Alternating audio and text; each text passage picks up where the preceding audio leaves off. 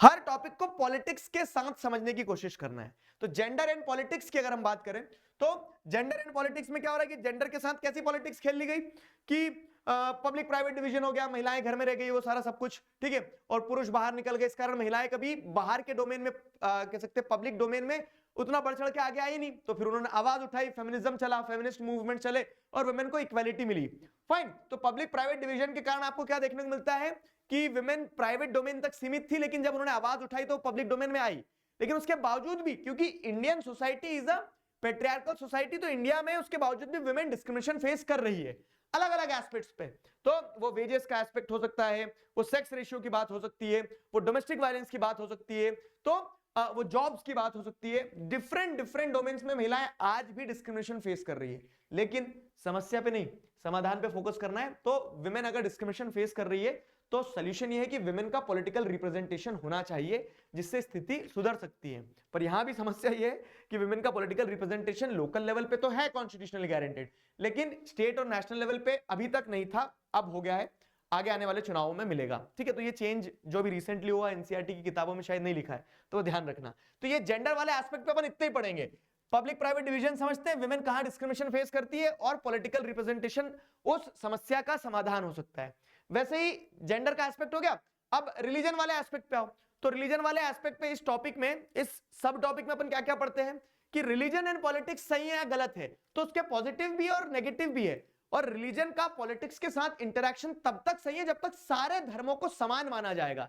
अगर आप डिस्क्रिमिनेशन करना शुरू कर दोगे, ठीक है, कि पॉलिटिक्स में एक रिलीजन को फायदा दे रहे हैं दूसरे को नहीं दे रहे हैं, तो वो दिक्कत होगी। और वो दिक्कत क्या कहलाती है? वो दिक्कत कहलाती है, जैसे रिलीजन एंड पॉलिटिक्स बता दिया, तो वेदर इट इज गुड और बैड, तो political acts with relation to religion are not wrong as long as all the religions are treated equally. लेकिन जब डिस्क्रिमिनेशन करोगे तो समस्या होगी कम्युनलिज्म की। तो कम्युनलिज्म क्या है? कम्युनलिज्म मतलब जब गवर्नमेंट क्या करती है, किसी एक रिलीजन को दूसरे रिलीजन के ऊपर डोमिनेट करवाती है। लेकिन उस समस्या का समाधान क्या है? सेक्युलरिज्म। तो सेक्युलर स्टेट होना चाहिए। अगेन एक थंब रूल है कि समस्या और समाधान, समस्या है समाधान ये है। समस्या है कम्युनलिज्म, जब गवर्नमेंट किसी एक रिलीजन को क्या करती है? सपोर्ट करती है। तो उसका सोल्यूशन क्या है कि हमें सेक्युलरिज्म को अडॉप्ट करना चाहिए, सेक्युलर स्टेट बनना चाहिए। फाइन। अब वैसे ही अगर अपन देखें आगे, तो आगे क्या कहानी बनती है कि तीसरा एस्पेक्ट जो है चैप्टर का, कास्ट वाला। तो जाति के आधार पर भी भेदभाव होता है।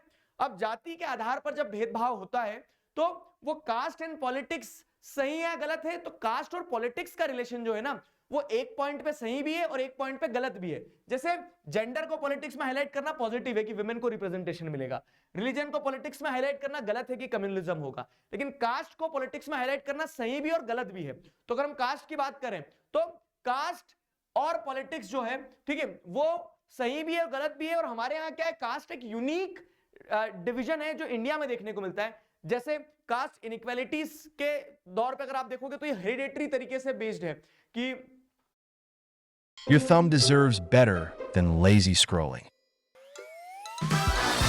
Facts. तो ये हेरिडेटरी तरीके से बेस्ड है कि पहले से चला आ रहा है सिस्टम, और जो सिस्टम चला आ रहा है इसके चलते, कास्ट इनइक्वालिटीज के चलते आपको अनटचेबिलिटी और ऐसी समस्याएं भी देखने को मिलती है। लेकिन अभी अनटचेबिलिटीज वगैरह को खत्म भी तो करना है। तो over the period of time ये अनटचेबिलिटी वगैरह खत्म भी हुई है। क्यों? क्योंकि कॉन्स्टिट्यूशनल प्रोविजंस आए हैं, सोशल रिफॉर्मर्स ने काम किया है, और बहुत सारे सोशो इकोनॉमिक चेंजेस जैसे अर्बनाइजेशन, ठीक है, ऑक्यूपेशनल मोबिलिटी, जमींदार की पोजीशन की वीक हो जाना, ये सारे फैक्टर्स के चलते कास्ट इनइक्वालिटीज खत्म भी हुई है। तो ये पूरा इंट्रो है कास्ट वाला। और अब दो मेन टॉपिक है इस पूरे पार्ट में। क्या है? एक है कास्ट इन पॉलिटिक्स एंड एक है politics in caste. Car on Bablu and Bablu in car. तो वो वाले एग्जांपल्स मैंने आपको बहुत अच्छे से बताया था कि जो शब्द डोमिनेट करता है कास्ट इन पॉलिटिक्स में, अपन ये देखते हैं कि कैसे कास्ट पॉलिटिक्स में इंपॉर्टेंट रोल प्ले करती है, एंड पॉलिटिक्स इन कास्ट में अपन ये देखते हैं कि कैसे पॉलिटिक्स खेली जाती है कास्ट के साथ में। और लास्ट में एक कंक्लूजन आपको चैप्टर में देखने को मिलता है, क्या कि कास्ट को अगर आप रेज कर रहे हो पॉलिटिक्स में तो उसके पॉजिटिव भी है, नेगेटिव भी है। फाइन, ये पूरे चैप्टर की रूपरेखा है। फाइन, ये पूरा चैप्टर है। इस पूरे चैप्टर में ये सारे टॉपिक्स कवर किए गए। अब देखो सवाल कहां से कैसे आते हैं। अगर जेंडर वाले एस्पेक्ट से मैं आपको बताऊं ना, तो डिस्क्रिमिनेशन वुमेन कहां फेस करिए वेरियस फ्रंट्स पे। इस पार्ट से, इस पार्ट से आपको सब्जेक्टिव क्वेश्चन आते हैं, सीधा 5 नंबर का क्वेश्चन बनता है, 5 पॉइंट बनते हैं। वैसे अगर आप देखोगे रिलीजन वाला एस्पेक्ट जो है, तो इसमें क्या है, सेक्युलरिज्म और कम्युनलिज्म, ये दो ऐसे टॉपिक है जिन पे सब्जेक्टिव ऑब्जेक्टिव क्वेश्चन आते हैं। सेक्युलरिज्म पे ये तय है कि तुम्हें इस साल एक सब्जेक्टिव क्वेश्चन मिलेगा। कैसे क्वेश्चन मैं दिखाऊंगा अभी। वहीं आप कास्ट एंड पॉलिटिक्स की बात करें तो अगर ये तीनों एरिया है ना, जेंडर, रिलीजन एंड कास्ट, तो क्वेश्चन आने की प्रोबेबिलिटी इस कास्ट वाले टॉपिक से ज्यादा रहती है। कास्ट वाले टॉपिक से क्वेश्चन आने की प्रोबेबिलिटी ज्यादा रहती है, थ्योरी क्वेश्चंस की बात कर रहा हूं। फाइन, नजर दौड़ाते चलो आ जाओ। तो जैसे जेंडर एंड पॉलिटिक्स वाला जो टॉपिक है, तो इसमें सब्जेक्टिव क्वेश्चंस आएंगे किस चीज पे, डिस्क्रिमिनेशन फेस्ड बाय वुमेन वाले टॉपिक पे, ठीक है। और how to protect women from these discrimination से भी क्वेश्चन आ जाते हैं। लेकिन मेजरली डिस्क्रिमिनेशन कैसे वुमेन फेस कर रही है, इस मैं आपको ये कैसे बता रहा हूं। देखो, एक तो क्या हो गया कि एक तो 9 साल से पढ़ा रहे हैं, ठीक है, तो वो भी तो एक कुछ तजुर्बा होता है ना, कि आप एक पैटर्न देख रहे हो कि किस टॉपिक से क्वेश्चन आते हैं। दूसरा, मैंने सारे प्रीवियस ईयर क्वेश्चन को रख लिया है अपने सामने। इस चैप्टर से कितने प्रीवियस ईयर क्वेश्चन आए, कितने प्रीवियस ईयर में से भी कौन से टॉपिक ऐसे जिनसे ज्यादा क्वेश्चन आए, वो सब एनालाइज करके बैठा हूं। और उन एनालिसिस के बेसिस पे मैं तुमसे बता रहा हूं कि डिस्क्रिमिनेशन फेस्ड बाय वुमेन वाला टॉपिक जो है, इसको अपने को क्या करना है, बहुत अच्छे से ध्यान रखना है, ठीक है। तो describe the ways of discrimination faced by women in India, जैसे क्वेश्चन आया है 2020 में। Fine, women face discrimination in various ways in society 2023 में। Suggest 3 ways to protect women from domestic operation. तो डिस्क्रिमिनेशन फेस, वही समस्या और समाधान, उस पर सवाल आए हैं, तो आपको इस टॉपिक से वो ध्यान रखना है।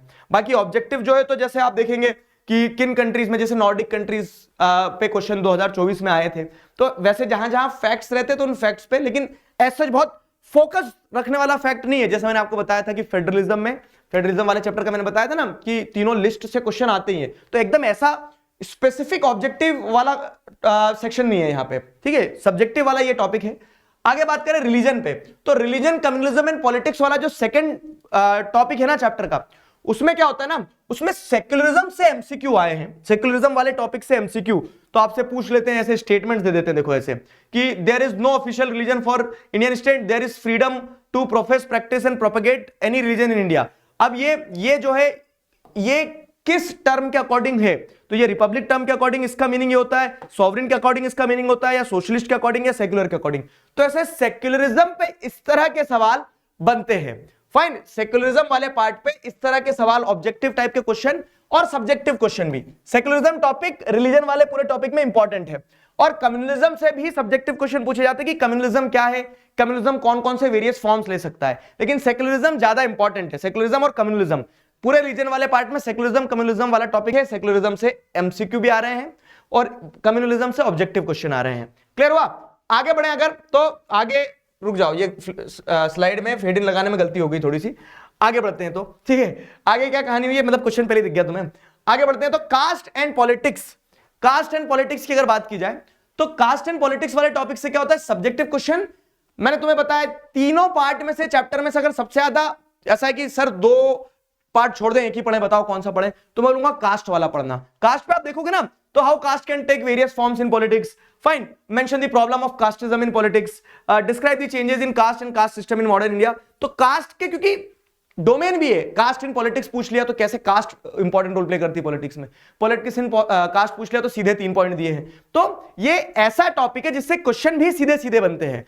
तो अगर आप थ्योरी पे सबसे पहले कुछ पढ़ना चाह रहे हो, तो सबसे पहले अपन कास्ट वाला टॉपिक पूरा अच्छे से पढ़ेंगे, क्योंकि उस पे क्वेश्चन बनते हैं, ठीक है। बाकी रिलीजन वाले में सेक्युलरिज्म इंपॉर्टेंट है, और जेंडर उसमें, हाँ, जेंडर वाले में डिस्क्रिमिनेशन कैसे वुमेन फेस कर रही है। Got it? ये हो गया।